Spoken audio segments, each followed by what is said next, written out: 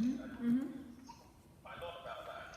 And for me, it's been interesting how that, but in relation to panel, how panel pretty much, not around that time, but pretty much late 70s and 80s, was pretty much foregrounded within a kind of educational practice in terms of a lens to look at and to think about and to somehow frame particular things that were going on. And what I was trying to do with the ICA project was to somehow not move away from that position, but to really focus around how Fanon was much more of a visual arts architect rather than more kind of grounded in pedagogic practice, and how in some cases that this perhaps linked to what you're talking about, Alana, is that how somehow his work was about architectural space and how one positions the psyche and the identity within the architectural space. At the same time, how these kind of somehow foregrounded lots of issues today. I can't even begin to tell you how much what's going on in Paris just last weekend is so much foregrounded by what some of the stuff that Fanon has been talking about. So, I mean, really, my question is to throw back, well, two questions to throw back to each of you. One to you, Nick, to talk about how would you know, in your thinking around gallery kind of educational practice, would you think about the question of Fanon within that? Alana, would you Alana or Alana? How would you think about, you know, I saw your work in Venice and the question of how you kind of somehow use the architectural space and in some places, would you think about the question of Fanon within the question of the architecture or space at the same time? Those are my two questions I want to throw back to you two. As a starter. That makes sense? Yeah, it makes sense. Though to also like respond mainly to also the symposium that was happening, where people were. I mean, I found the most striking thing in that symposium on that day, from all the presentations that were given, is people's disagreement necessarily or own interpretation of like their relationship to Fanon, to themselves, and also to generations today, whether they are the older generations or the younger generations. And it was interesting to see how each one of them kind of placed himself or herself within this context and tried to illustrate that through the examples that they know. For instance, these who spoke about like how like books of like Fanon books are like you can't find them in libraries because they're all checked out. Yeah, that like you kind of like sometimes some people were interpreting that Fanon was saying, yeah, we have to incorporate, like you can reuse Fanon's ideas today, and some others were saying no, he was saying you can't use his ideas today. So it was really very interesting, this disagreement, but which coming from very individual interpretation of things. And this is how I, like in a way, in the project that I produced for on Baghdad, and specifically that links the government and the architecture and the architecture/art projects and the monuments and their makers to the change that takes place in not just the shape of the city and what appears and disappears from the city, but also how people relate to these changes. I think the point of the middle ground here basically is in, for me, I mean, it's in this space of how do you, I mean, while I was also trying to reproduce like a short history of recent history of a city, but it kind of, its history is kind of divided in many ways, and divided and also scattered in different places.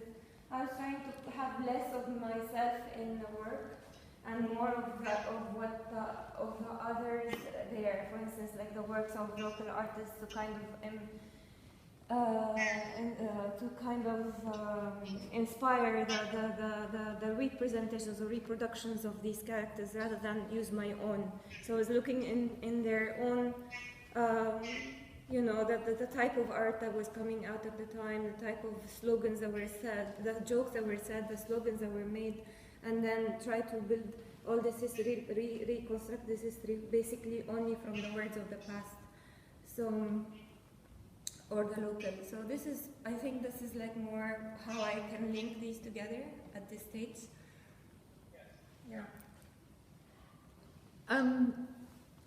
I'm not quite sure, because I wasn't at the conference, I feel like I'm not sure whether I'm going to be talking the right way here, but I think, thinking about Fanon, what I mean, I haven't looked at him for a while, but what I would think about Fanon in relation to gallery education and the idea of my assertion, if you like, that, or my argument that feminism, I've always said that feminism and the radical curatorial and artistic practices from the sort of 60s and 70s influenced the development of gallery education, specifically in this country, I think.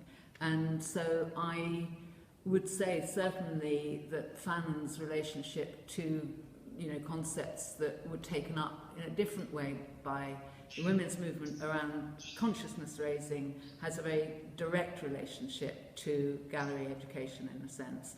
And I'm not sure whether this applies to Fanon particularly, but the ideas of producing culture.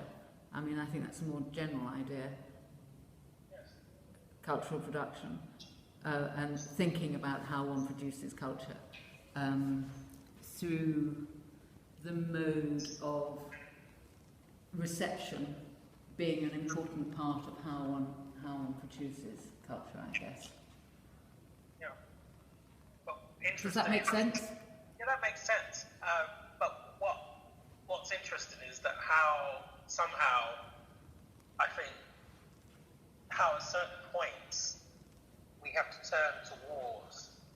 I'll come back firstly to you, Ala. Is that I mean, I think the more you was talking, the more I kept thinking about the resurgence of kind of postmodernism and how the relationship between postmodernism and architecture, and that relationship to kind of identity, and how somehow your work somehow kind of surfaces some of those ideas, but rather than taking a kind of a Western model around that, kind of you're looking outside the Western canon, which for me is quite interesting,